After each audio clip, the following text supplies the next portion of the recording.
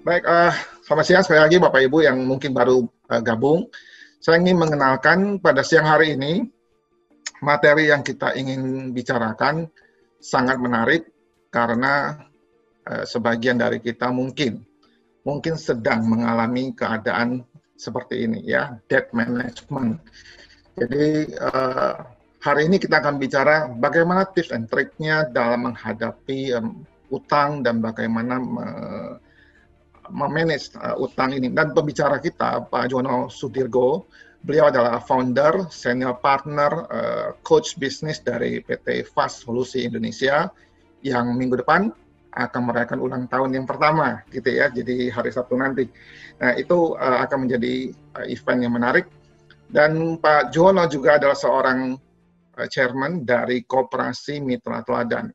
Nah, Bapak Ibu, apa yang ingin kita bicarakan hari ini adalah sesuatu yang mungkin banyak sekali bisnismen mengalami kesulitan pada saat seperti sekarang.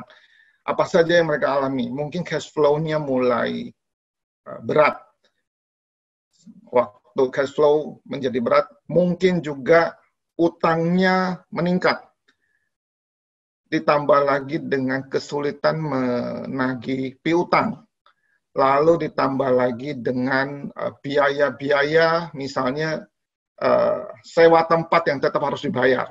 Dan itu kadang-kadang dalam rupiah jumlahnya bisa sangat luar biasa karena pendapatannya nol, gitu ya. Sekarang ini pendapatan itu nol, bahkan ada yang boleh dibilang bisnisnya nyaris berhenti. Ya, karyawannya sudah nggak ada. Dan bagaimana dan apa yang kita mau pelajari siang hari ini. Nah, coba saya lihat. Sebentar ya. Nah, Bapak Ibu, nanti untuk pertanyaan, Bapak Ibu, kita akan selesai acara ini jam 3 kurang 10 menit. Jadi Bapak Ibu nanti kalau ada pertanyaan, silakan sampaikan. Di dalam chat room itu ada link, ya seperti minggu-minggu yang lalu, ada sebuah link yang Bapak Ibu bisa klik di situ. Lalu Bapak Ibu bisa cantumkan pertanyaan di sana. Cantumkan pertanyaan, nanti setelah semua slide presentasi selesai, disampaikan, diajarkan oleh Pak Jono, nanti kita akan usahakan untuk bisa menjawab semua pertanyaan, atau sebanyak-banyaknya pertanyaan dari teman-teman. Oke, baik, mari Bapak Ibu, kita welcome, kita sambut Pak Jono yang sudah bergabung bersama kita. Silakan Pak Jo. Oke, ya. Selamat pagi semuanya, ya. Karena semangatnya terus harus pagi terus. Ya, selamat pagi, selamat siang. Oke, saya nanti lebih banyak mungkin tanya jawab ya, karena saya sebagian mengulang presentasi yang pernah saya sharing di acara kita. Mungkin ini acara juga KBJB Support yang jam 1 ini yang terakhir juga closing. Nanti kita rubah schedule jadwal. Ya, nah, saya mau bahas ya, tentang debt management hari ini. Gimana sih ngatur, kan situasi udah berubah. Mungkin sejak krisis pertama, saya sharing dulu. Nah, sekarang kita akan coba antisipasi tips and trick apa, dan saat sudah normal, apa yang harus kita siapkan. Ya, ini yang kita mau sharingkan. Baik, nah saya mau share yang screen yang sama waktu awal yang lalu, Pelangi di Balik Awan, saya sharing. Hari ini kita nyampe di mana nih ceritanya ya? Apakah masih di A, udah pindah ke B, udah di C ya? Jadi kalau kita lihat, A itu kan kalau kemarin kita di lockdown, B ini abu-abunya udah mulai terang ya. Itu kalau penambahan kasus baru berkurang dari yang sembuh. Ini cerita dari krisis kesehatan yang sedang berlangsung ya, pandemi ini. Nah, saya ngutip data 30 Juli kemarin, di mana kasus baru itu ada 1.904 di Indonesia ya. Total akhirnya korban menjadi 106.336. Konon saya korban nomor 18. Jadi ada nomornya itu, carry code dalam sejarah ya. Dan yang sembuh kemarin pada tanggal 30 Juli ada 2.154. Berarti kan lebih besar nih yang sembuh daripada yang terinfeksi yang baru. Nah, total sembuh sudah 64, sehingga yang sisa ini akan makin lama makin sedikit. Nah, kalau ini udah terjadi, berarti kita udah lewatin masa C, masa B. Sehingga kita ada di kondisi C, perlahan ekonomi akan dibuka kembali, dan kemudian ekonomi diharapkan kembali lancar. Nah, ini kapan? Ya, itu pertanyaannya begitu ya. Nah, saya akan bahas, kita masih tetap bertahan nih teman-teman. Ya, apalagi di bisnis. Karena di bisnis perusahaan kita itu butuh darah ya, arus kas itu darah. Gimana ngatur arus kas di masa pandemi ini? Badan kita, perusahaan kita gede, aset kita triliunan, nggak ada darahnya, kayak badan segede Goliat juga nggak ada darahnya, jatuh lah ya, pasti.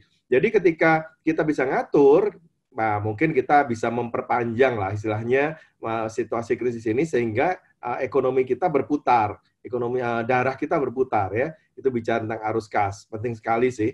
Jadi waktu kemarin saya share ini, screen ini kan semua lagi tertutup ya. Saya ulang dikit nih, finansial, arus kas tertutup, bank udah ngerem kredit, nggak keluarin kredit ya. Kemudian investasi juga arus kas investasi, nyari investor tuh semua close down. Saya bilang, semua investor bilang wait and see ya, seperti itu. Terus kita juga mau jual barang, harga jatuh, ya itu arus kas investasi kita juga stop. Arus kas operasional itu tinggal menetes barangkali, ada yang tinggal 10%, ada yang 20%, bahkan ada yang kalau hotel sama sekali mungkin tinggal 5%, ada teman yang di traveling 0 ya. Nah, konon di Bali akan dibuka lagi di bulan September. Jadi kita lihat memang situasi kemarin sangat nggak menguntungkan, padahal gaji jalan, ya kan kita nggak mau PHK lah, kalau bisa ya mungkin diatur gimana ya, supplier mesti jalan. Jadi pembayaran bunga juga sebagian masih harus dibayarkan. Sehingga kalau kita nggak mengatur istilahnya cadangan cash flow kita, ini yang saya sebut dengan kotak P3K ya, itu kita pasti kelabakan di arus kas yang di bawah ini, dan kita akan berantakan. Yang menarik, saya kutip statement dari penasihat kita, Pak Paulus bilang, kalau Anda punya bisnis sudah jalan 10 tahun, terus kemudian COVID ini 4 bulan, bikin cash flow ada berantakan, yang salah bukan COVID-nya, yang salah Anda. Jadi ngaturnya yang salah. Nah, hari ini saya nggak menyalahkan siapa-siapa, kita cari benernya, mengaturnya gimana ya. Kita akan melihat masa depan kita, nanti mengaturnya lebih baik lah masa depan kita. Nah, ini debt management yang saya bicarakan seperti itu. Pemerintah udah support. Ya, ada beberapa hal yang dari Q2 sampai Q4, saya akan singgung sedikit. Q2 itu pemerintah baru berjalan di UMKM, karena ini paling banyak ya. Jadi ada program relaksasi pinjaman, terus kemudian ada pajak kemarin juga dapat istilahnya keringanan, ya subsidi perpajakan, insentifnya diberikan. Q3, sekarang kita masuk Q3 nih, udah lewat Juli, kita udah masuk Q3. Di mana aktivitas konsumsi diharapkan berangsur meningkat, terus ada perluasan stimulus, nanti ini yang saya mau bahas juga sih ya, gimana ke UKM maupun ke yang korporasi udah mulai dibuka nih stimulusnya. Diharapkan yang Q4 ini semua udah kembali normal dan ada jam start kembali di sektor usaha. Jadi kita harus siapkan darah kita sampai Q4 ini bertahan sehingga kita bisa tetap untuk beroperasional, jangan sampai tutup, sehingga pada saat Q4 kita bisa recover, kita bisa jump start. Nah, ini yang PR yang harus kita pertahankan sampai akhir tahun ini kira-kira ya. Q1 kemarin pemerintah udah mulai dengan relaksasi pinjaman. Jadi ini memang banyak bank yang saya ngalamin sendiri, itu officer-nya malas karena dia work from home, kita minta relaksasi, banyak yang nggak ditanggapin. Saya ngalamin sendiri, saya ngetes lah ya. Saya ngetes, KPR saya minta relaksasi. Bapak terdampak apa? Saya bilang, ya kalau saya omset sih tinggal 20%. Ada masalah? Ya sekarang mantap sih, masih makan tabungan gitu saya bilang ya. Karena kita udah nyiapkan semuanya. Akhirnya saya nggak dikasih relaksasinya. Ya sudahlah, buat yang lain aja. Saya ngetes gimana sih susahnya, ada yang lama responnya. Tapi ada teman-teman yang mulai Maret kemarin, begitu Q1 ini program turun, itu kemarin sharing kan, cepat sekali Pak, ada yang 3 minggu, tapi begitu bulan Mei ngajukan, itu mulai 3 bulan baru keluar, ya mungkin Juni baru keluar. Jadi waktu kita lihat, kita nggak istilahnya proaktif ya, kita akan bermasalah. Kalau masih ada kesempatan, hari ini masih boleh nih ya, relaksasi ini. Teman-teman kalau ada masalah, tetap ajukan, jangan khawatir. Ya. Karena ini program dari pemerintah. Sampai saya bilang kalau nggak disetujui oleh banknya, berarti banknya kan yang tidak mentaati pemerintah. Itu yang bikin presiden marah-marah kan. Saya akan laporkan OJK, saya bilang begitu. Nah, ini 3 program yang mungkin akan turun dari segi pinjaman, penurunan suku bunga, terus kemudian perpanjangan jangka waktu, kita udah tahu lah ya. Terus kemudian ada misalnya cuti sampai dengan Maret tahun depan. Ini udah berjalan, mudah-mudahan sudah dinikmati dan Bapak Ibu lancar kondisi hari ini dari segi suku bunga ya. Yang kedua, insentif perpajakan. Ini menarik. Perpajakan ini diperpanjang sampai Desember 2020. Jadi ada PPh 21 karyawan yang sampai 200 juta itu ditanggung pemerintah ya. Terus kemudian ada PPh final UMKM yang 0,5%. Nah, itu semua diperpanjang sampai akhir tahun. Ini menarik ya. Nah, kemarin memang awal-awalnya masih sektornya terbatas, jumlahnya terbatas. Per 27 April sudah dikeluarkan yang baru, KLU-nya banyak sekali. Bahkan kemarin, tadi ya, ada teman yang lapor ke saya, Pak, malah saya dapat surat nih dari Dirjen Pajak. Anda nyicil bulanannya kok nggak didiskon 30%, yang nomor 4 nih ya, PPh 25-nya. Misalnya sejuta sebulan. Sekarang 700.000 aja. Anda sudah termasuk kriteria sektor tertentu yang ini kok, yang ditulis di sini ya. Ada kurang lebih 846 KLU. Nah, artinya pajak itu udah proaktif sekali sih untuk mereka mendukung sekali dunia usaha ya. Pengembalian PPN ini juga jangan khawatir kalau dulu susah pakai diperiksa segala. Ini cash cepat sekali responnya, nggak perlu bayar apa-apa, jangan takut, hadepin aja ya. Ajukan yang paling penting. Jadi ini menolong sekali. Ini yang poin kedua yang mudah-mudahan sebagian sudah menikmati juga ya. Terus yang ketiga, ini yang baru nih ya. Baru Q3 nih jalan. Rencananya udah lama, tapi belum keluar juklaknya. Nah, 9 Juli kemarin udah jalan, udah ditandatangan Peraturan Menteri Keuangan nomor 85. Ini boleh dicatat nih, teman-teman ya. Tahun 2020, 8 Juli. Itu udah ditandatanganin oleh Ibu Sri Mulyani. Nah, ini juga udah detail sekali, ada Q&A-nya, teknisnya seperti apa. Bank wajib bantu nasabah menjalankan yang poin sebelah kiri ini ya, ada dana 27 triliun. Di mana UKM yang terdampak COVID, jadi syaratnya tetap sama, sampai Februari lancar, kemudian mulai bermasalah di Maret, ya. Nah, mulai bulan Mei sampai Desember tahun ini, 6 bulan, kita dapat subsidi. Yang utangnya sampai dengan 500 juta, itu subsidi bunganya 6% selama 3 bulan, dan 3% 3 bulan berikut. Yang utangnya 500 juta sampai 10 miliar, itu lebih kecil. Subsidinya 3% plus 2%. Nah, ini saya juga ngajukan nih. Tapi ya lagi-lagi ada bank yang malas, ya nggak mau nanya direksinya, nggak respon. Ini kita bisa komplain dan bisa laporin ke OJK banknya. Ya, ini hak kita, ini uang dari pemerintah gitu loh. Banknya nggak rugi apa-apa. Jadi contoh, misalnya saya kena bunga 10%, ya kan? Terus saya dapat istilahnya subsidi 6%, karena saya UKM di bawah 500 juta. Nah, sebenarnya bank tetap terima 10, cuman saya bayar 4, pemerintah kasih 6. Nah, cuman males banknya, itu yang sering terjadi. Officernya yang males. Nah, kita memang harus obrak-abrik lah dalam tanda petik ya. Orang-orang yang sudah nyaman nggak di PHK, kerjanya hari ini juga nggak ada nasabah baru ya, tapi nggak menolong nasabah yang lama. Ini kita perlu proaktif dan kita harus bertindak nih teman-teman ya. Gunakan ini sampai saya forward semua nih PMK-nya, aturannya seperti apa. Kita pasti paham dan kita bisa ngomong kepada mereka ya. Terus yang berikut, ya ini yang baru lagi nih. Ini sampai 2021 pemerintah akan mengucurkan cash, kredit modal kerja. Nah, ini untuk yang di atas 10 miliar. Tadi kan yang di bawah 10 miliar udah dikasih tuh yang bawah tuh ya, subsidi bunga. Nah, yang 10 miliar ke atas ada 15 bank, yang besar-besar ya, diberi pemerintah cash ya, jumlahnya sampai 100 triliun. Yang menarik ya, cash ini dijamin pemerintah. Jadi misalnya kalau sampai satu hari saya pinjam nih 10 miliar ke atas kan ya, 10 miliar ini kredit baru, ya kredit baru loh ini, bukan yang lama. Syaratnya sama, sampai Februari tidak boleh macet. Jadi nggak boleh pas zaman sebelum COVID, kalau udah batuk, itu TBC, bukan COVID. Jadi harusnya kena COVID. Ya. Terus syarat yang lain adalah karyawannya berdampak besar 300 ke atas. Nah, artinya padat karya, industri padat karya, ya sektornya juga udah ditetapkan.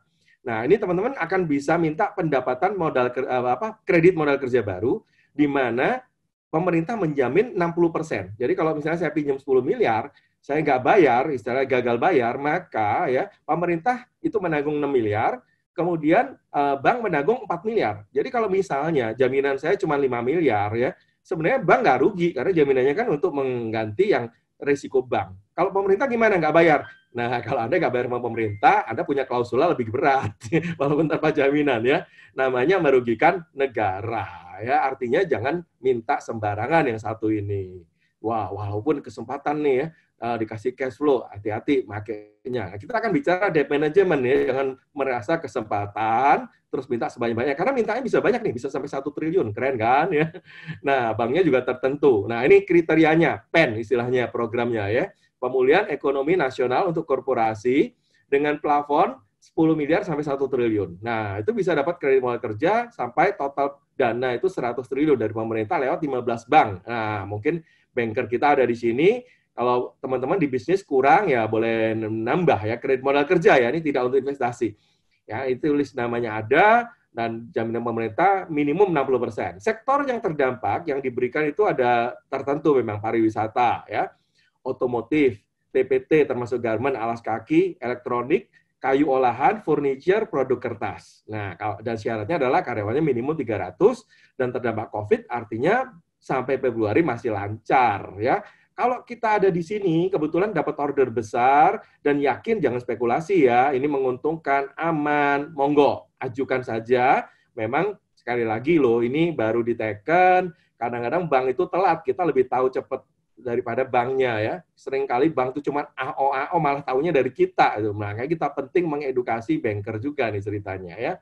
Gemes juga sih, teman-teman banker maafin ya, kita harus proaktif kalau ada, jadi contoh yang baik, kita doronglah pen pemulihan ekonomi nasional ini supaya lancar, jangan sampai macet ya, pennya nih loh buat nulis ini lancar ya.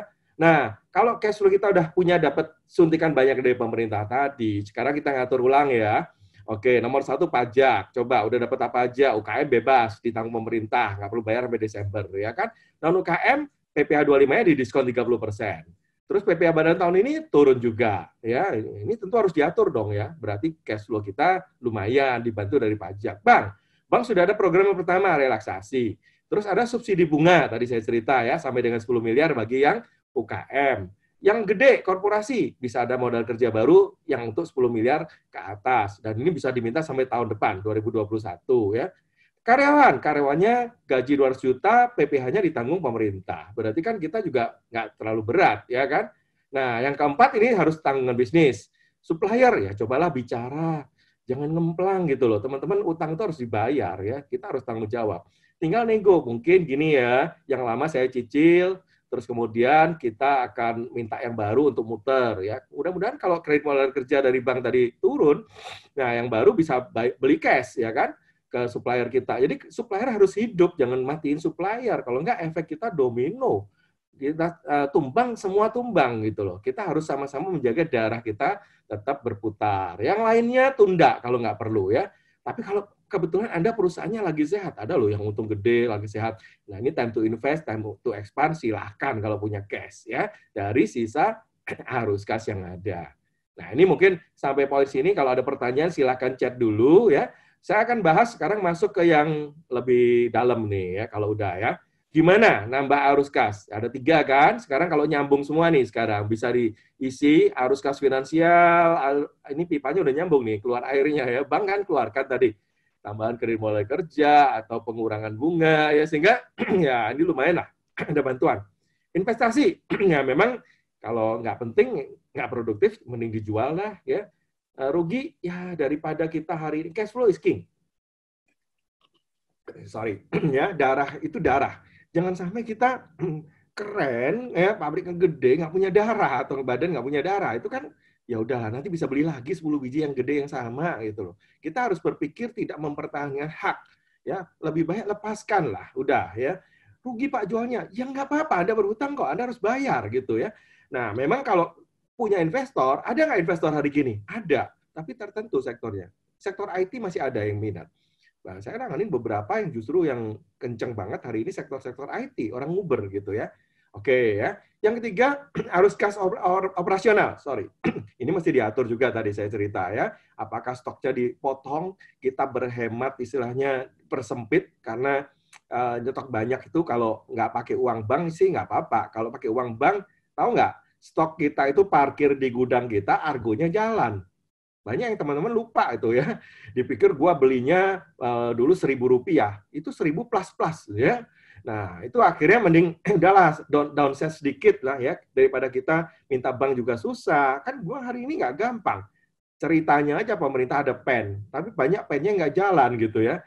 Nah, saya memilih mungkin arus kas operasional ini kita harus lebih slim, kita harus bisa atur. Nah, arus kas keluar diharapkan ya akhirnya lancar semua lah ya. Semua dapat bagiannya, gaji jangan sampai tertunggak, jangan sampai nggak bayar, supplier, ya bunga udah dapat keringanan ya jangan sampai dikemplang lah, keterlaluan udah dapat keringanan ya. Jadi ceritanya kalau kita bisa bertanggung jawab mengaturnya, mudah-mudahan kita bertahan sampai Desember, tahun depan kita jam start. Nah, ini yang menarik yang saya ingin tawarkan. Kemudian kita menata ulang. Saya bicara kondisi normal ya ini ya, menata ulang sekarang ya. Misalnya kita butuh kredit modal kerja, termasuk yang baru ditawarkan pemerintah tadi. Gimana sih kita menghitungnya? Jangan asal minta ya. Teman-teman coba hitung balik. Apa sih yang harus saya siapkan berhitung ketika saya minta pinjaman modal kerja? Kita tahu masuk jerat utang itu masuk lingkaran setan seperti ini. Ya, kalau masuk teman-teman nggak tahu pintu keluar, Bapak Ibu pasti pusing ya orang ini di tengah nih. Nabrak kanan, nabrak kiri, lebih gawat lagi akhirnya dia gali lubang ke tanah. Pakai pinjol, pakai kartu kredit, udah terkuburlah dia di dalam ya. Parah sekali pasti kondisinya makin berat. Jadi kita harus tahu persis kalau mau pinjem, kapan bayarnya, jalan keluarnya di mana. Nah, itu salah satunya rumusnya di sini. Satu, syarat ya, hanya untuk usaha produktif. Jadi saya punya omset, saya punya order, dan yakin itu bagus. Terus rasio juga harus diikutin. 1:2. Udah ini rumus yang sehat. Artinya kalau modal saya 1.000, saya bisa pinjam 2.000. Modal saya 1M, saya boleh pinjam maksimal 2M. Ya. Jadi jangan lebih. Kalau misalnya DP, kalau misalnya beli motor atau beli mobil, itu DP-nya 1:2 berarti 30%, sepertiga. Ya.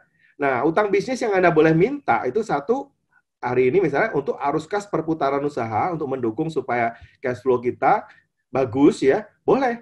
Nah, kita akan exit-nya di mana nih? Kalau teman-teman pinjam untuk modal kerja. Contoh nih, saya mau beli barang ya, saya mau beli kayu nih. Kalau beli 1 kontainer atau 1 tongkang lebih murah dibanding saya belinya eceran. Nah, akhirnya dapatkan kredit modal kerja baru, terus kita beli 1 tongkang, datang nih misalnya, terus gagal, nggak ada pembeli misalnya, ekspornya nggak keluar misalnya, atau orang di luar negeri nggak beli misalnya, ya paling jelek ya jual stoknya. Kalau perlu jual rugi, kan tadi modal sendiri 1/3. Jadi misalnya beli kayunya 10 miliar nih, jual rugi 7 miliar, impas utangnya kan, itu berarti saya punya exit, jalan keluar. Ya rugi uang sendiri, modal sendiri, begitu. Yang paling terburuk nih, kondisi terburuk, satu hari misalnya udah saya nyerah total, sorry, belum selesai ya.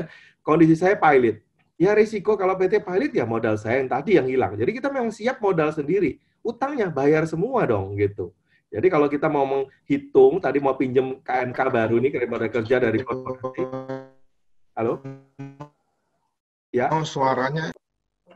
Ya, sudah kembali, Pak. Udah ya. Oh ya, nanti didengar ya kalau ada gangguan, Pak. Saya nggak bisa dengar sendiri soalnya siarannya. Ya. Oke, saya lanjut ya. Oke, jadi kalau ada pinjaman KMK korporasi tadi mau pinjem ya, kita mesti hitung rumus ini. Kalau dulu salah ya sekarang bertobat bikin yang benar. Ya udah begitulah, itu penting ya. Kalau perlu jangan ngutang, udah paling benar tuh. Oke, ini kalau modal kerja. Jadi kalau modal kerja, kita harus berhitung dengan metode tadi saya belanja stok barang, saya kasih pinjaman untuk orang yang beli ada tempo, kemudian saya mungkin ada utang dagang. Misalnya kebutuhan saya 300 juta, nah saya harus punya modal sendiri berapa tadi? 1/3. Ingat-ingat ya, nah, pinjamnya maksimal ya 2/3, 200 juta. Saya bisa nggak minta plafon 300 juta, misalnya plafon kredit modal kerja, rekening koran dari bank. Boleh-boleh aja, tapi jangan dimentokin. Plafon ini harus ditahan sampai 2/3-nya aja itu ya, yang terisi istilahnya air yang disedot. Sisa ini, kalau kita bisa sisihkan, istilahnya dijaga, ini adalah kotak P3K saya. Nanti saya akan bahas ya, kotak P3K yang disiapin apa ketika kita sudah normal. Oke, ini kalau modal kerja ya. Oke, jangan dimentokin, merasa punya plafon, semua dibeli, ada mesin dibeli, mobil baru dibeli, apalagi ini mismatch. Berarti Anda menyalahgunakan uang modal kerja untuk investasi. Itu dosa besar itu. Pasti problem, saya jamin ya. Oke, jadi yang kedua, kalau investasi gimana? Hari ini stop. Jadi nggak ada investasi baru, bank juga nggak kasih. Ya, dan saya pikir juga Anda nggak perlu, kecuali Anda punya uang lebih. Kalau dari kredit, investasi jangan ya. Kalau sudah ada, ya misalnya dulu beli pakai uang modal kerja untuk beli mesin, salah. Kalau boleh, mulai dicicil. Kenapa? Karena barang investasi itu usianya ada usia produktifnya, menyusut istilahnya ya. Jadi kita harus turunkan mobil saya, kalau dulu nggak dicicil, pelan-pelan diturunkan tuh 5 tahun, lama-lama jadi 0. Nah ini namanya metodenya penyusutan ya. Jadi kalau satu hari misalnya di tengah, saya ngalamin musibah lagi nih, ada krisis yang mirip seperti ini lebih parah. ya utang mobil saya tinggal sedikit. Mobil bekas saya dijual, itu masih bisa nutup utang. Ingat-ingat ya, kalau utang harus tahu pintu keluarnya di mana. Jangan terus nggak mau keluar dari situ, terus tidur di sana, ya. Terus gali lubang baru, wah itu Anda celaka 13 deh, 14 jangan-jangan ya. Itu 2 nomor yang nggak ada di hotel. Dari nomor di lift juga nggak ada. Oke, mungkin sampai sini 2 poin soal utang saya akan bahas ya. Sekarang saya masuk ke materi yang lebih menarik sebenarnya ya. Kalau tadi kan yang lama itu kesalahan masa lalu. Nah, sekarang kita menata masa depan lah. Kalau sudah normal, masa depan nanti saya minta ayo kita ngatur sama-sama belajar. Ini ilmu rada tinggi, mungkin barangkali ada yang baru dengar pertama kali. Nanti kalau saya kecepatan diingetin, ya saya coba pelan-pelan. Ini perlu nggak? Perlu. Wajib, sukarela. Nah, jadi nggak wajib ya. Berarti kalau Anda suka dan Anda rela lakukan, nah nanti masa depan Anda cash flow-nya akan aman, ya sehingga nggak terjerat utang lagi. Nah, apa aja? Ada 4. Pertama, mempersiapkan sumber dana cadangan. Di bisnis, saya cuma bicara bisnis yang belum pribadi ya. Hari ini nggak bicara pribadi deh, bisnis saja. Saya perlu kotak P3K juga, emergency fund. Sama, besarnya 3-6 bulan, tapi dari apa? Nanti kita hitung. Ya. Yang kedua, dana pensiun lembaga keuangan. Ini apa? Nanti kita siapkan seperti apa. Yang ketiga, dana recovery Kimen. Nah, ini khususnya yang bosnya langsung jadi atau tulang punggung kunci pencari nafkah di bisnisnya ya. Yang keempat, dana penyusutan. Tadi saya udah senggol dikit kan, kalau mobil semua mesin yang nilai turun harus disusutkan. Tapi caranya gimana? Ya, oke. Jangan cuma dicatat, tapi harus ada pencadangan arus kas. Jadi mengatur arus kasnya supaya apa? Supaya nggak muncul utang baru di masa mendatang. Karena keempat ini kalau kita nggak siapkan, nanti pasti nyalahkan krisisnya lagi gitu loh ya. Karena utang ini, kondisi krisis ini, misalnya kalau kita 4-4-nya ada, kita nggak akan kena krisis, apapun krisisnya. Saya lebih senang cerita yang positif lah. Begini ya, kita siapkan supaya tahu kondisi normal. Pertama, kotak P3K ya, dana darurat bisnis. Ini pertolongan pertama pada keuangan bisnis Anda. Besarnya sama 3-6 bulan dari biaya tetap bulanan. Kalau keluarga kan biaya hidup keluarga. Nah, ini dari fixed cost bulanan. Yang disebut fixed cost apa sih? Fixed cost bulanan itu misalnya gaji pegawai tetap. Ya, kalau misalnya gaji outsourcing atau yang kontrak kan bisa putus ya. Pegawai tetap kan nggak gampangan. Di PHK hari ini nyari baru juga susah. Kalau bagus malah udah diambil orang nanti ya, pas normal. Jadi bagaimana caranya ini biaya tetap harus tetap tercover. Kemudian biaya utilitas walaupun cuman istilahnya nggak pakai meternya kan ada harus ada biaya langgan abonemennya lah ya, PLN, telepon, PAM. Yang ketiga biaya sewa kalau ada. Nah ini kalau bisa dihemat pindah ke rumah, kerja online, syukur. Kalau enggak ya tetap harus keluar kan. Gudang misalnya tempat yang harus disewa kalau ada ya. Kalau kantor sih masih bisa pindah, tapi kalau gudang kan susah ya. Terus biaya asuransi. Nah, ini khususnya terkait dengan mobil, mungkin mobil box kita ya. Asuransi untuk pabrik kita. Jangan sampai ada musibah kebakaran udah jatuh ketimpa tangga. Ya, karena asuransinya lupa bayar. Kalau bisa nyicil bulanan silahkan ya. Kalau nggak bisa ya tahunan coba ya. Ditawarlah menjadi bulanan ya. Terus angsuran pinjaman yang walaupun udah murah tadi ya, dapat relaksasi, ini jangan gagal lagi. Nah, ini kita ngitung misalnya biaya tetap nih 1 2 3 4 5 ya.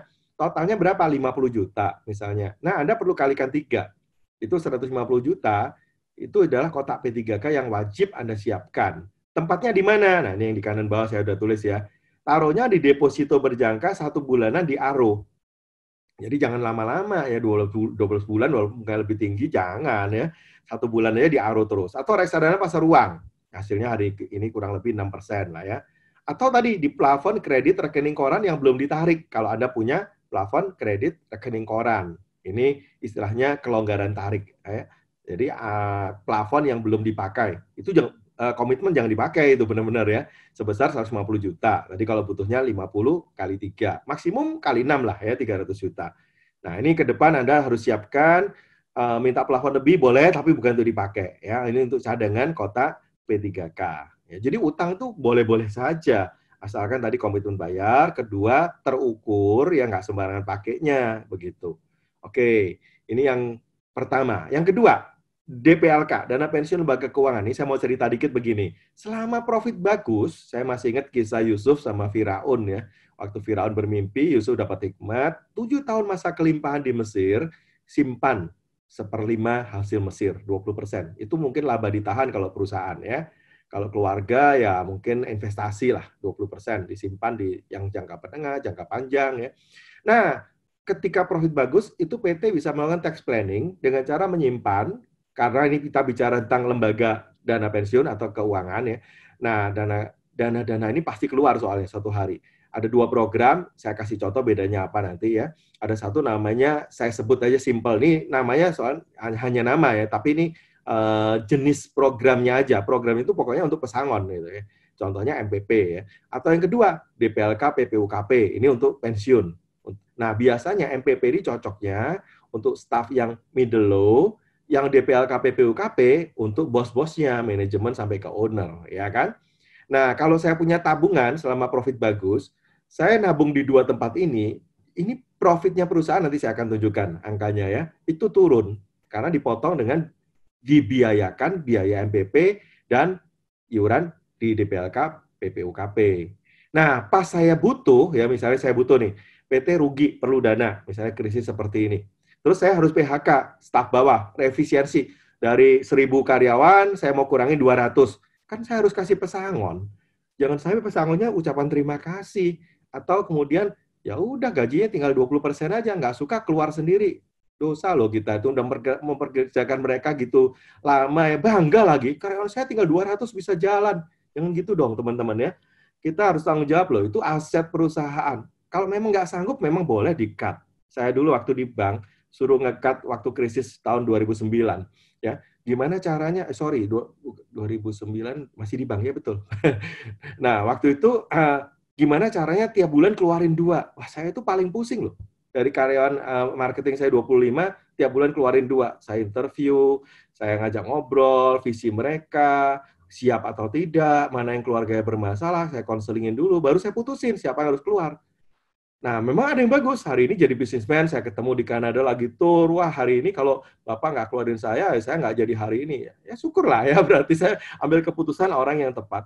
Tapi ada juga yang problem, ada begitu, yang nggak siap ya. Jadi, paling nggak pesangon ini adalah bekal untuk dia mungkin modal bisnisnya, atau untuk dia pindah jalur kerja yang lain. Nah, ini harus dibayar. Nah, waktu PT rugi, ini bisa bayar dari tabungan MPP yang sudah pernah kita tabungkan. Jadi pesangon staff ini ada PHK, bayar dari situ. Supaya perusahaan nggak terganggu cash flow-nya, nggak perlu ngutang baru. Ya. Misalnya ada sisa, tadi saya bilang 1.000, saya nabung misalnya 1 miliar. Ya. Saya PHK kan nggak semua, 200 misalnya. Keluar 200 juta lah misalnya. Ya. Nah, saya ambil dari sini, ngambil dari cash flow perusahaan kan. Nah, ada 800 juta. Gimana nih, perusahaan butuh muter, butuh modal kerja, bank stop semua, nggak keluarin kredit modal kerja. Nah, saya bisa tutup, karena ini saldo kan punya perusahaan. Saya bisa tutup, 800 jutanya saya tarik kembali, itu menjadi pendapatan lain-lain di buku perusahaan. Pak, itu kena pajak. Nah, kalau saya rugi, 800 juta ada income, di bawah ya, bukan operasional nih, pendapatan lain-lain. Akhirnya juga, ya mungkin pajaknya juga 0 begitu. Ini artinya cadangan yang dulu saya simpan, saya boleh pakai kembali. Nah, ini produk yang buat menengah bawah ya, staff ke bawah. Bagaimana kalau bosnya, manajemen pensiun? Teman-teman mau kerja terus sampai umur 99? Kan tidak ya, kapan pelayanannya, kapan kita bisa enjoy life, menikmati berkat Tuhan. Nah, supaya nggak mengganggu cash flow saat saya pensiun, nah saya cadangkan di DPLK, PPUKP. Ini yang untuk yang pesangonnya gede-gede lah waktu pensiun ya. Nah, ini termasuk owner biasanya. Jadi 2 ini, kalau kita udah normal, nanti profitnya udah bagus, jangan diabaikan teman-teman. Ini penting banget. Tapi sukarela ya, nggak maksa.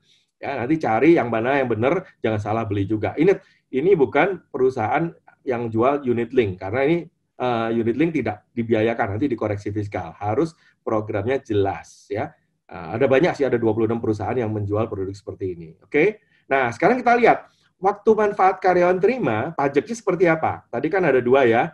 Kalau ada gaji selama normal, kita kan bayar PPh 21 karyawan seperti ini ya, 5-30% progresif. Nah, bagaimana MPP? Tadi MPP kan tujuannya menengah bawah ya. Mungkin pesangonnya cuma 100 juta misalnya. 50-100 juta. Ini yang saya kotakin merah nih. Pajaknya itu ya memang tiring kalau MPP bisa sampai 25, tapi kan kalau yang gajinya pesangonnya cuma 100 juta, kenanya cuma 0-5%, nggak berat. Nah, kenapa di PLK untuk bos-bosnya, untuk manajer, untuk orang kunci, itu jangan taruh di MPP, tapi taruhnya di DPLK, karena kalau udah di atas 500 juta pun, tetap kenanya 5%. Nanti pada saat dia pensiun. Ya. Jadi ini cadangan yang suatu hari kita nggak perlu keluar duit karena sudah punya duit. Jadi kita nggak nambah utang, nggak sampai bangkrut gara-gara ngasih pesangon atau pensiun karyawan kita. Nah, ini disediakan pemerintah resmi loh, pajaknya resmi juga ya.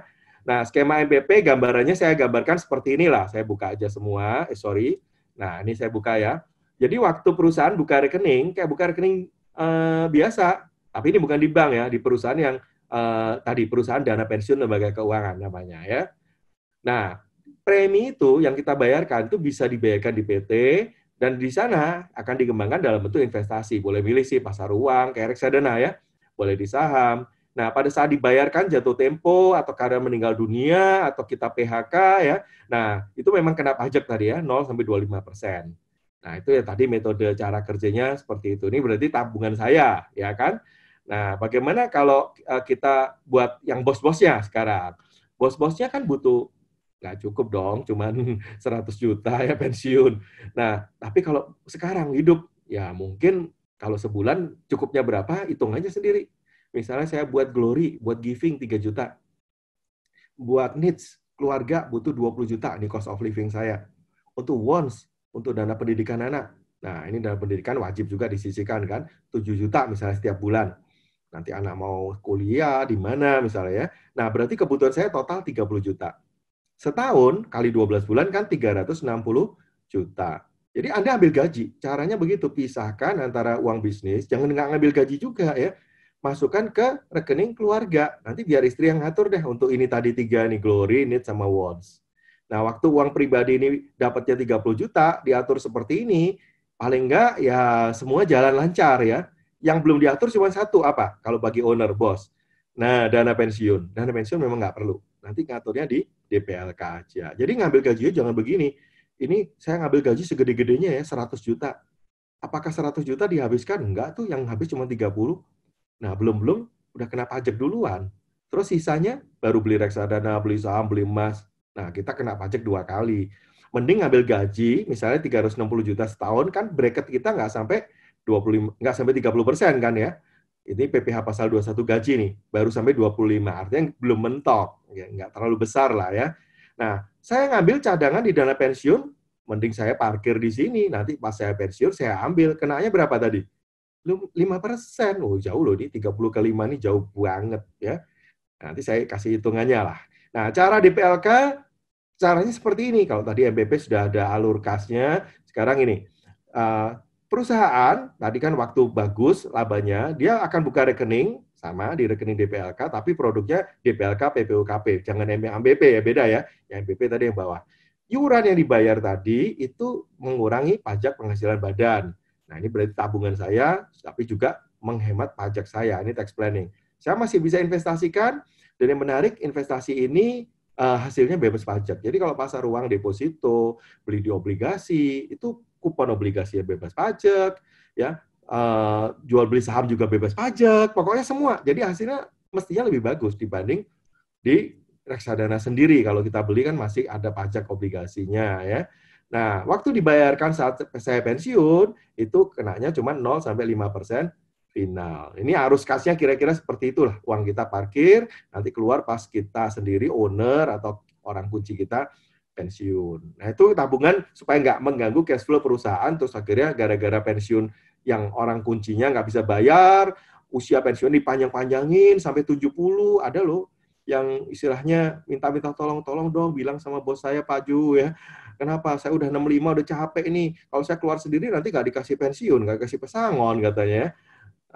Ya kalau mudah-mudahan tuh bukan perusahaan KBC ya, itu nggak glory banget. Oke, nah kita seneng nih, saya tahun lalu juga udah ambil pensiun dini ya, pas setahun lalu sama teman-teman bikin perusahaan sendiri, saya udah aman gitu, nggak perlu, karena ini dana sudah ada saya siapkan semua. Jadi hari ini saya bikin usaha cuma buat melayani teman-teman yang butuh, jadi saya nggak perlu seperti dulu, saya harus ditarget, setahun harus dapat sekian miliar, itu pun saya cuma dapat persentase kecil, yang masuk company besar. Kali ini enggak, kita bagi aja ke teman-teman yang kerja ya. Kita bisa kumpulin tabungan untuk nanti satu hari punya training center yang jadi dream saya. Wah, merdeka lah ya. Karena saya udah ambil langkah ini, saya udah lakukan juga seperti ini. Dan saya udah keluarin, nah sekarang saya makan dari pensiun tabungan ini ya. Itu penting banget. Oke, nah apa bedanya nih kesimpulan dari dua yang tadi saya cerita, MPP sama DPLK PPUKP, pemiliknya semuanya perusahaan. Jadi ini titipan perusahaan yang punya rekening gitu. Itu menariknya ya. Jadi bisa dipotong biaya di perusahaan tadi. Dasar peraturannya memang beda karena PDPLK PPUKP itu undang-undangnya dana pensiun, kalau MPP itu undang-undangnya asuransi. Produk ini berlindung di bawah undang-undang apa? Dilindungi pemerintah ya. Iurannya sama-sama bisa dibiayakan, bedanya di mana? Ini loh, kalau undang-undang dana pensiun, kita tadi milih obligasi, nggak ada pajak. Tapi kalau MPP, ya pajaknya normal, kayak reksadana. Ya. Kemudian kalau diambil 0 sampai 5 pajaknya. Ya. Tapi kalau yang MPP 0 sampai 25. Makanya tadi saya bilang yang MPP untuk yang karyawan bawah, yang cuma 100 juta, 5% juga, nggak sampai 25 kan ya. Bosnya jangan di MPP, pindahin ke kiri. Begitu. Terus bisa nggak dana ini dikembalikan ke perusahaan pas krisis, pas butuh duit? Nah, yang sebelah kiri tidak bisa jawabannya ya. Jadi ini memang harus diberikan ke orang kunci pada saat pensiun. Yang kanan ini pas krisis boleh diambil balik. Ya, memang jadi pendapatan lain-lain, tapi ya kalau pas kondisi rugi kan juga mungkin nggak ada pajak.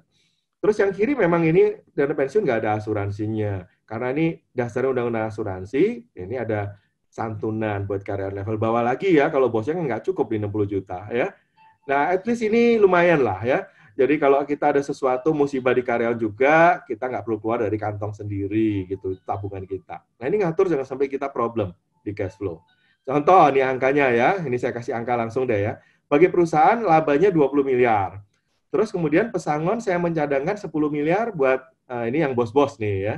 Kalau saya mencadangkan sendiri, seringkali kita mikir gitu, ngapain saya parkir di MPP atau DPLK PPUKP? Kan saya puter aja duitnya nih buat bisnis saya bisa cuan ya.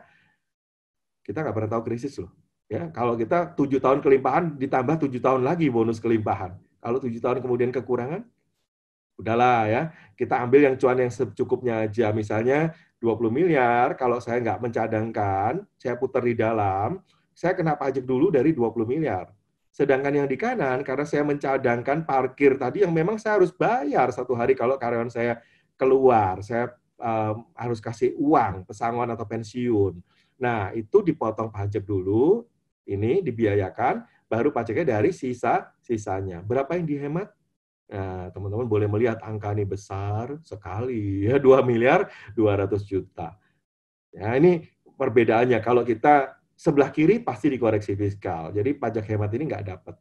Terus tabungannya nggak ada, ini kepake juga ya, muter, nyangkut ya di perusahaan. Kalau ini ada di luar 10 miliarnya. Pas kita pensiun, ya pakai uang ini, nggak pakai duit perusahaan lagi. Nah, itu bedanya ya. Nah, karyawan kalau terima, nah ini juga seneng. Kalau karyawan terima pesangonnya pensiun nanti dari perusahaan, termasuk mirip MPP nih ya, yang bayar bukan DPLK PPUKP karena nggak ada duit di sana. Akhirnya ngambil maksa nih, udah utang kanan kiri, terus maksa pakai uang utangan bayar pesangon karyawan ya, pensiunnya dia. Nah itu pajaknya tiring kalau perusahaan yang bayar pensiun karyawannya. Kalau DPLK PPUKP yang bayar, pajaknya 0-5% saja. Nah ini artinya perusahaan harus ngutang, terus kemudian kena pajak tinggi ya. Hematnya berapa pajaknya? Mestinya 1.940 juta loh. Nah ini kalau karyawan terima beda segini kan lumayan nih ya. 2 Alphard, gitu ngitung ya. Kalau saya udah ngomong begini ini selalu teman-teman ngomong 1 Avanza, 1 Fortuner loh hilang katanya begitu. Karena tidak diparkir di sini, tidak disiapkan oleh perusahaan, di DPLK PPUKP, tapi dikeluarkan dari perusahaan sendiri, diputar-putar-putar baru dikeluarkan. Pas mengeluarkan juga mungkin lagi pusing, lagi utang yang banyak, akan problem. Belum tentu kita bisa dibayar pas usia pensiun normal. Akhirnya diperpanjang terus begitu ya. Kan nggak sehat juga kapan merdekanya ya. Oke, ini dari angka mungkin menolong biar angkanya gede sekalian, biar kelihatan. Dan kita dapat ini udah putih ya masuk SPT teman-teman. Itu resmi semuanya yang saya ceritakan. Nah, yang ketiga adalah recovery man. Saya selesain dulu, nanti kita akan perdalam yang butuh apa, tanya aja ya. Dan recovery man ini begini, ini survei dari Yobi Small Business Survey, saya pernah share juga kan, UKM itu 72% berkata mereka tuh nggak bisa mencari penerus, generasi penerus untuk bisnis orang tuanya. Oh iya, banyak banget Pak. Papanya yang bilang, aduh anak saya sekolah luar negeri nggak mau pulang ya, saya umur 80 masih kerja nih ya. Terus ada kalau nggak pulang pun gini, saya nggak mau nerusin punya papa. Ya, saya mau bikin sendiri. Apa? Perusahaan IT, perusahaan kafe, perusahaan kuliner. Ya, itu yang anak muda sekarang, milenial sekarang.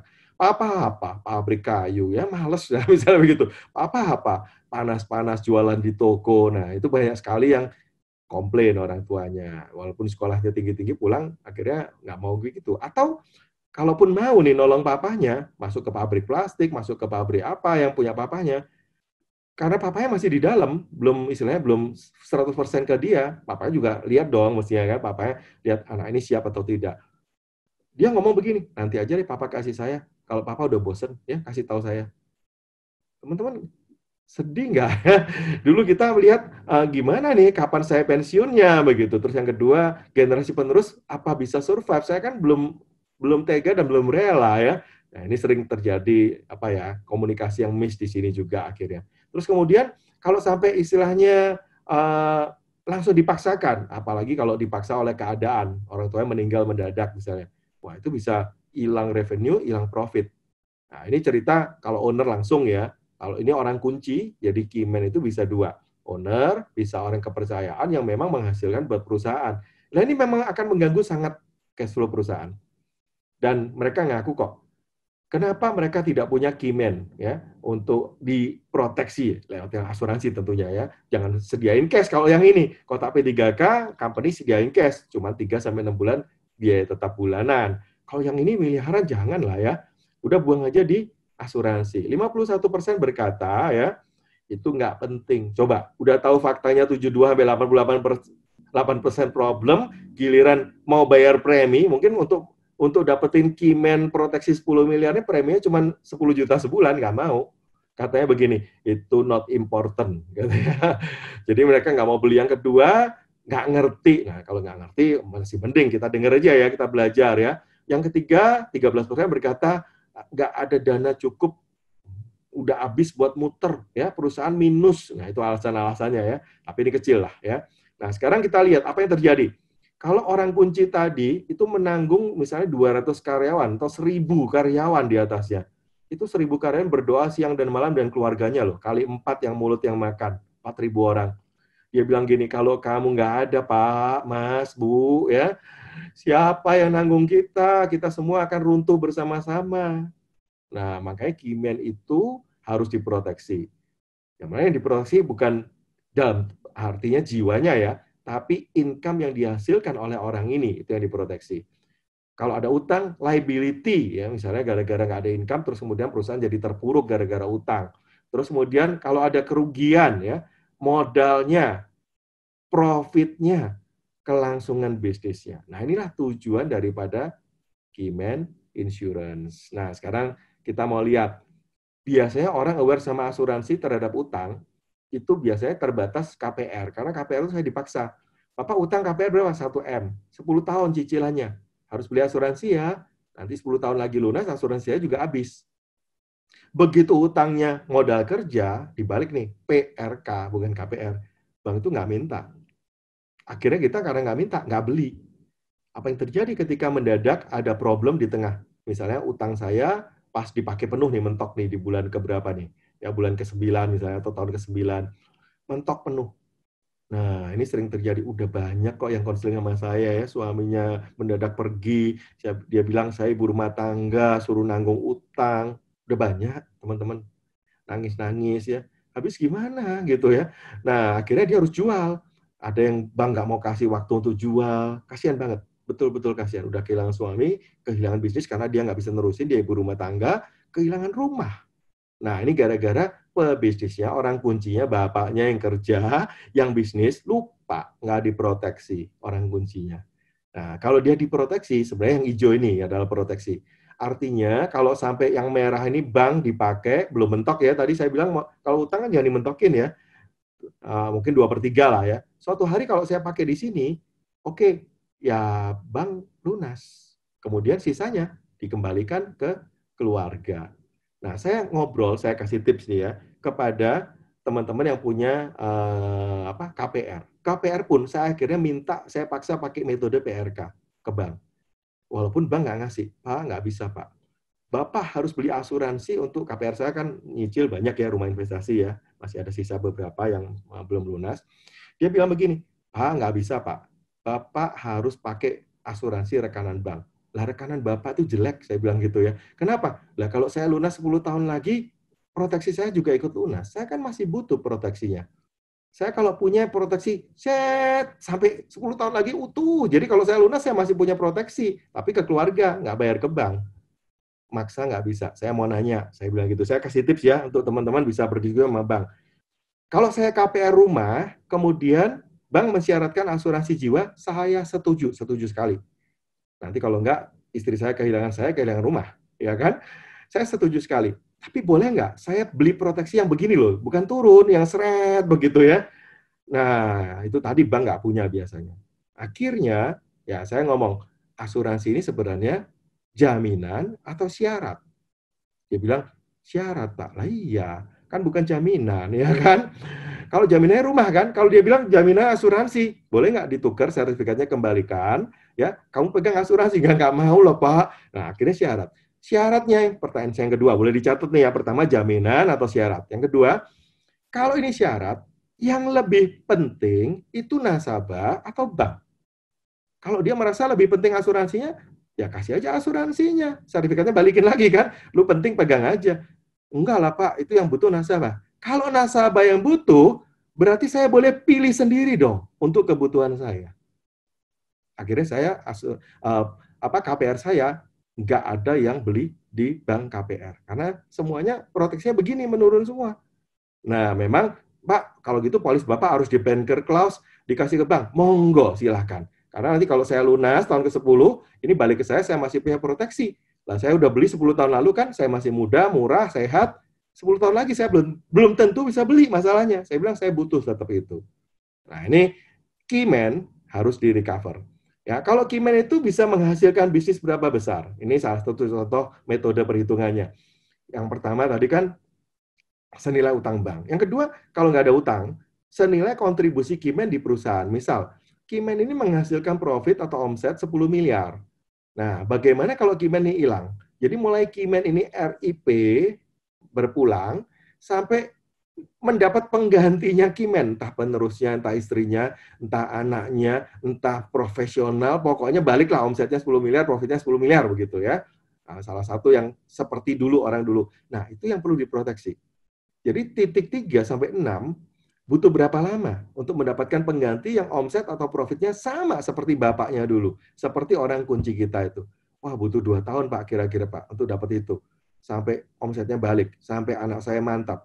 Ya berarti kita butuh 3 tahun atau 2 tahun dengan uang pertanggungan sebesar 10 miliar.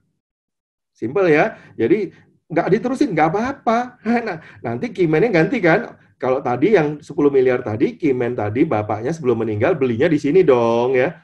Jangan setelah meninggal dong ya. Belinya di sini. Ketika saya meninggal, misalnya saya orang tuanya nih, pebisnisnya ya, kan dapat 10 miliar. Anak saya tersyok-syok, istri saya meneruskan bisnis patah-patah, nggak apa-apa.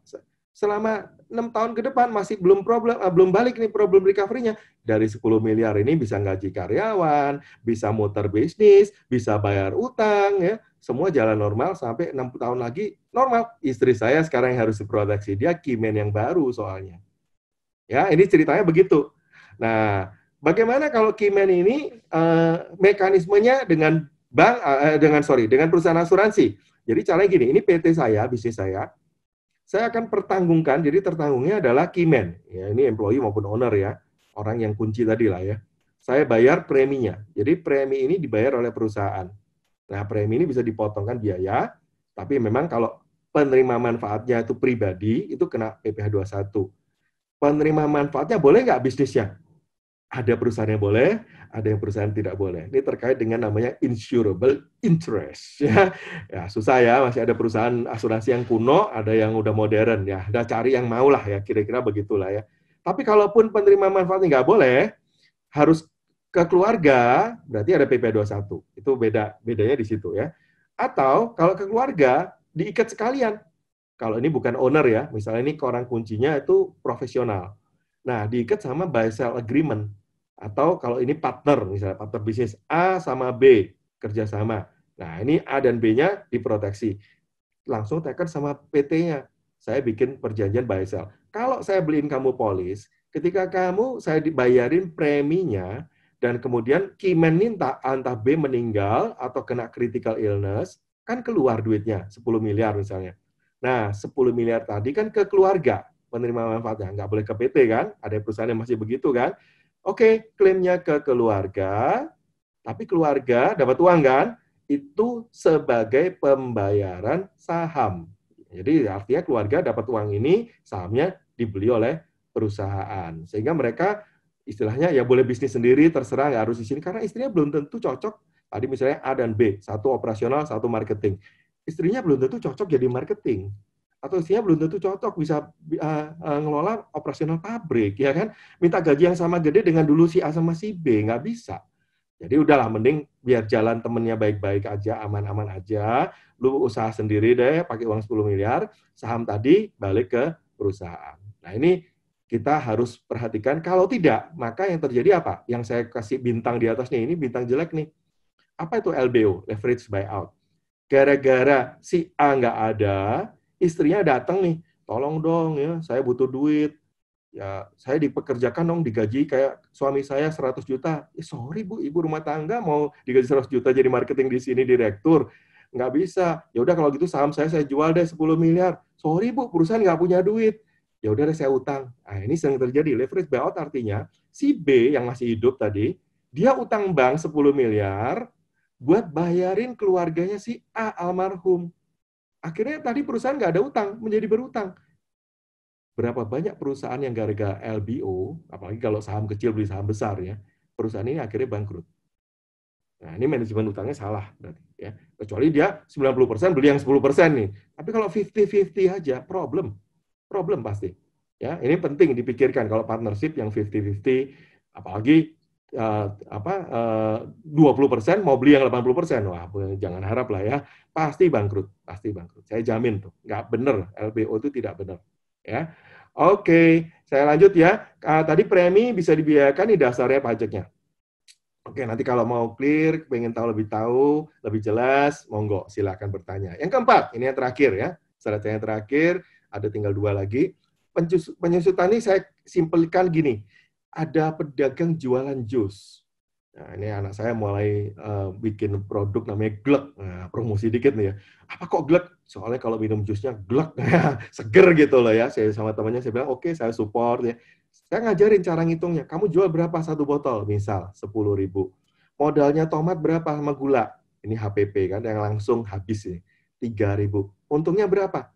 7.000. Nanti dulu. Kamu ada biaya yang lain loh. Sebelah kanan ini belum dihitung nih. Akhir bulan bayar listrik nggak? Akhir bulan bayar gaji itu yang label-labelin, yang kirim-kirim online ya. Oh iya. Jadi kamu harus tabung 2.000 di kantong ini. Misalnya bukain kantong nih ya. Operasional, ini biaya operasional, setiap laku satu botol 10.000, kamu harus tabung 2.000, masukin ke sini. Akhir bulan ini dipecah Kak, celengannya, buat bayar listrik, buat bayar gaji. Terus yang merah ini penyusutan, ini memang nggak keluar beneran kan, tapi tetap perlu nggak dicelengin? Perlu, 1.000, masukin ke sini.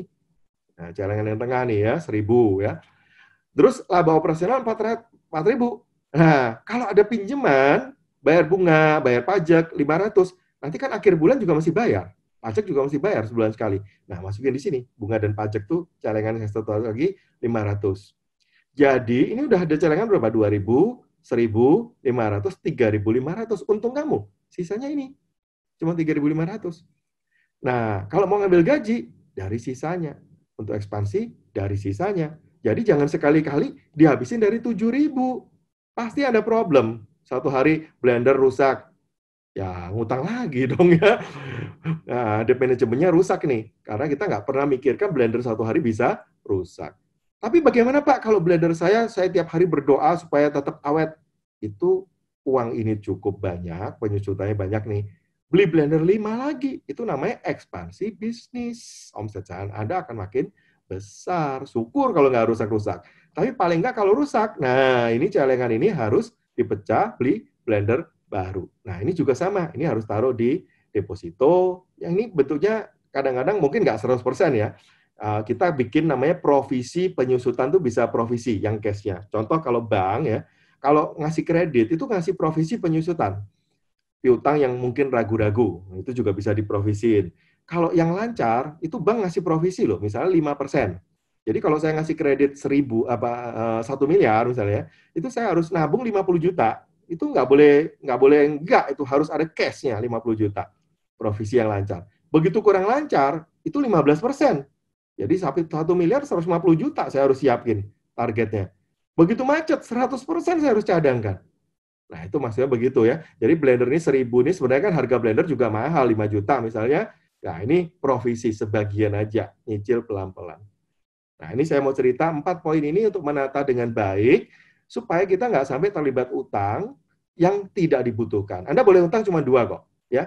Modal kerja sama tadi investasi. Dan itu nggak boleh mismatch. Ya, harus penggunaannya benar. Dan harus tahu exit-nya. Modal kerja kapan exit-nya? Ya, kalau semua saya tutup, stoknya, piutangnya tertagih, harus bisa nutup kredit modal kerja. Kalau investasi, ya barang yang saya jual, walaupun sudah disusutkan, harus nutup. Harus lunas utang saya. Kalau Anda nggak nata dengan baik, pasti problem. Nah, itu perlu bertanya ya. Sumber nasihat, saya kutip firman Tuhan, orang saleh, pasangan hidup yang diabaikan loh. Kadang suara hati istri itu adalah suara Tuhan, orang tua juga ya, bagi yang milenial, yang masih single. Terus orang berpengalaman, cari yang benar. Yang nggak benar juga, penasihat juga banyak ya.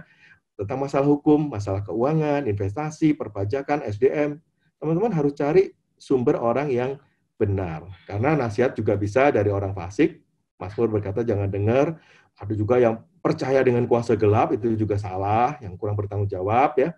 Nah, memang kita harus ingat penasihat itu hanya bisa memberi saran, pilihan, alternatif. Saya kembali ke slide ini. Anda yang memutuskan. Keputusan di tangan Anda. Kalau lihat gambar ini, Anda disuruh melompat.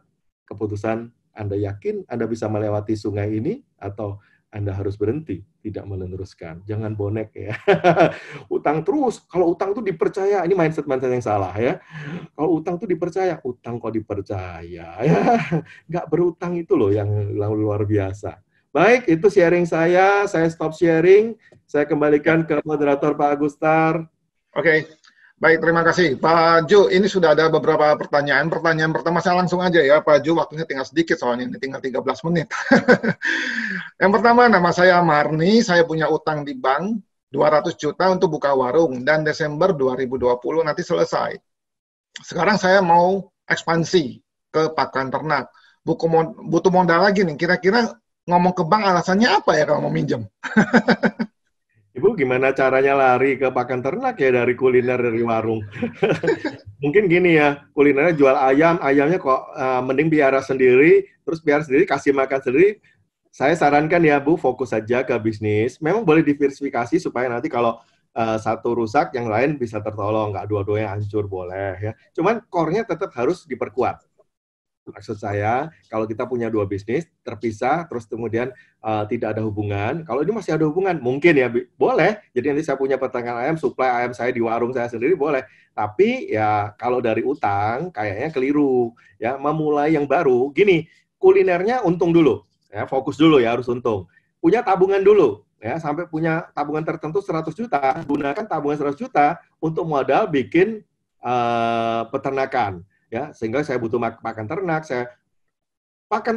peternakannya untung, ya, kulinernya untung, punya tabungan lebih besar, 300 juta. Boleh nggak saya bikin pabrik pakan ternak? Boleh. Nah, jadi caranya begitu. Fokus di core-nya, nambah itu dari tabungan yang ada, jangan dari utang. Kalau mau utang, untuk pengembangan. Dan rumusnya masih ingat ya, 1:2. Gitulah. Ya. Oke, jadi jangan ngambil utang untuk usaha yang baru ya, kecuali expand gitu ya. Yang kedua, Apakah MPP ini sama dengan BPJS Tenaga Kerja, Pak? Kalau sudah ada BPJS Tenaga Kerja, apakah masih perlu MPP atau sebaiknya pilih salah satu gitu? BPJS itu wajib, kalau MPP dan DPLK sukarela, ya kan? Hmm. Karena apa? Karena yang di BPJS itu haknya sudah ke karyawan, karena ada hak karyawan juga di dalam. Jadi itu kalau dia keluar juga diambil, dia bawa. Pesangonnya gimana Pak? Undang-Undang Tenaga Kerja. Perusahaan harus bayar lagi, di luar BPJS tadi. Jadi tetap Oke. perusahaan harus bayar, gitu ya. Artinya perusahaan harus sukarela menabung sendiri, kalau enggak akan mengganggu cash flow perusahaan dan berutang. Karena suatu Iya. hari pasti harus keluar itu biaya itu.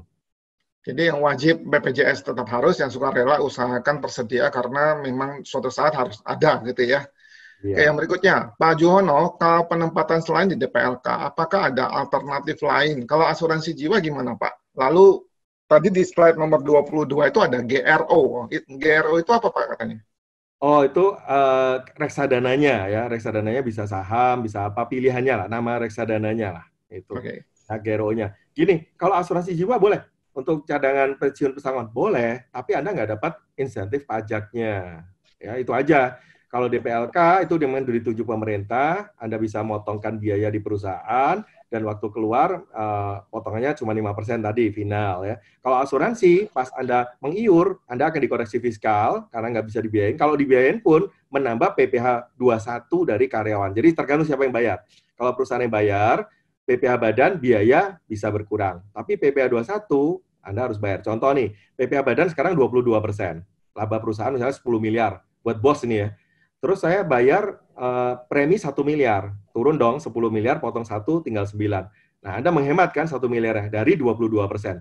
Tapi yang 1 miliar dinikmatin oleh si bos, oleh orang kunci Kimen tadi yang Anda belikan asuransi, itu kenanya 30%.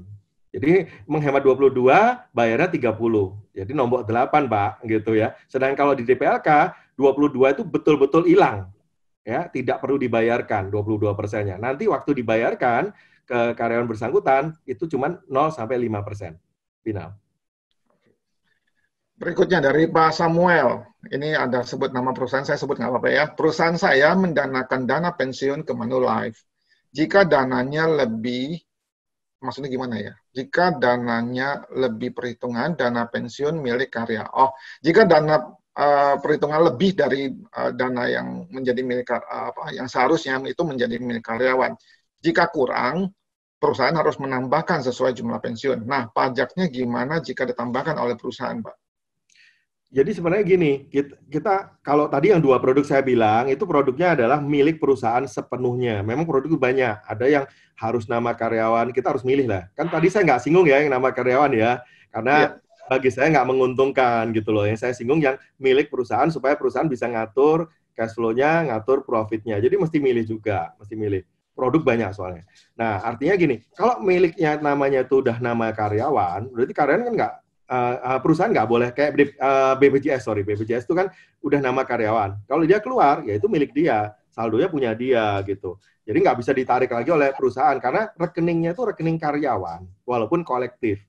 Nah, ini yang saya bilang tadi, rekeningnya rekening perusahaan. Jadi kontrol 100% di tangan perusahaan. Jadi saya mau kasih atau tidak, itu perusahaan yang perintahkan. Ya, jadi DPLK-nya pasif aja. Tolong si Juwono tuh keluar tuh. Pensiunnya dikasih tuh 5 miliar. Nah, perusahaan akan lihat gaji segini, masa kerja segini, memang undang-undang bilang kasih dia 5 miliar, ya udah saya terima 5 miliar. Tapi kalau udah ditabungin nama saya keluar, saya bawa keluar, itu hak saya begitu. Kalau itu masih nama perusahaan, jadi nama saya tidak muncul sebagai pemilik dari akun DPLK. Itu yang saya sarankan. Jadi nanti coba di-review aja, kalau Samuel mau nanya lagi, apakah bisa ditukar atau gimana, saya nggak tahu ya, mesti tanya. Nah.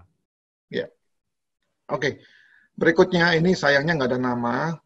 Asuransi Kimen itu kalau orangnya keluar gimana, Pak? Nah, kan tertanggung dia, ya kan? Ya. Tapi kan pemberi premi perusahaan. Kalau dia keluar, ya mestinya preminya nggak perlu dibayar juga nggak apa-apa. Ya kan? Oke. Makanya belinya, ini kan pemegang polisnya kan perusahaan yang bayar ya. Pemegang polis itu kan polisnya disimpan perusahaan juga. Kalau mau ditutup, perusahaan bisa nutup. Makanya saya cerita semua itu haknya semua masih di perusahaan. Kontrol 100% di perusahaan. Ini buat debt management aja, jangan sampai pas saya butuh kehilangan Kimen atau tadi kehilangan harus kasih pesangon, perusahaan berantakan ngutang kanan kiri. Kita bicara koridor debt management dan cash flow ya. Yeah. Nah, itu yang kontrolnya juga masih perusahaan yang pegang. Ya kalau Keyman keluar ya istilahnya ya mungkin nggak usah dilanjutin, kita cari yang baru gitu ya. Nanti beliin polis yang baru untuk Keyman berikutnya. Kalau si Keyman-nya keluar, lalu dia mau ambil asuransi itu dan pemegang polisnya berubah ke si karyawan, boleh Pak? Bisa. Pemegang polis kan perusahaan. Tidak Ya, bisa. bisa ya. Sorry ya. Oke.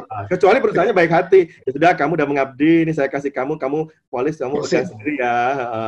Ya itu terusin bayar premi sendiri ya. namanya gift. Habis itu kamu lanjutin sendiri ya. Itu gift dong. Tujuannya lain, tujuannya lain. Ya. Berikutnya, untuk yang pinjam rekening koran, Pak, jika di asuransi, yang di cover apa ya, Pak? Plafon. Jadi plafonnya. Plafon. Jadi asuransi jiwa sebesar plafon ya. Betul. UP-nya. Oke. Ini kalau ada utang dengan properti, developer properti, apakah ada relaksasi dari pemerintah? Bisakah mengajukan relaksasi ke developer, perpanjangan waktu cicilan atau hilangan bunga cicilan? Nggak boleh. Itu hanya boleh ke lembaga keuangan ya, under OJK. Jadi kalau swasta ke swasta itu mesti ngajak ngopi dulu, ngobrol-ngobrol. Iya. Oke, pertanyaan itu ada tips terakhir Pak Ju, sebelum Pak Ju mungkin nanti harus leave duluan karena ada acara berikutnya. Iya, mungkin gini deh. Kalau mau yang lebih detail, boleh leave message ya. Memang kalau baru dengar, apalagi ini pasti ya saya cerita nggak banyak diceritain di luar juga mungkin ya hal yang baru. Tapi ya ini tips and trick yang tersedia di pasar. Jadi kita bisa update. Saran saya cuma satu ya. Debt management kita bicara, kita mengatur jangan sampai terjebak istilahnya karena kita tidak siap. Tadi saya cerita gara-gara COVID 4 bulan saya rusak semua berantakan, jangan salahin COVID-nya, itu salah saya. Nah, makanya nanti kalau udah kondisi normal, kan saya udah kasih banyak jalur tadi ya, selama 7 tahun kelimpahan, tolong diatur. Itu bicara manajemen kan, boleh ngutang? Boleh ya, kan ada rumusnya ya. Terus kemudian, kalau lebih gimana? Ya ada tax planning tadi kan, bisa parkir ke sana sini, nanti satu hari kalau ada musibah, saya nggak perlu keluar cash, karena saya udah ngatur, ada di dana pensiun, ada di Keyman Insurance, ada di penyusutan, ya kan. Jadi apapun yang terjadi, saya akan menyiapkan dan tidak menyalahkan situasi, kondisi maupun krisis. Itu yang penting. Saya berharap perusahaan kita semuanya sehat. Justru saat krisis seperti ini, kita harus menunjukkan sebagai mercusuar bahwa perusahaan yang dikelola dengan benar, dengan caranya Tuhan, itu pasti memberkati. Bukan cuma diberkati ya, memberkati banyak orang. Ya. Baik. Oke, terima kasih. Tuhan Yesus memberkati.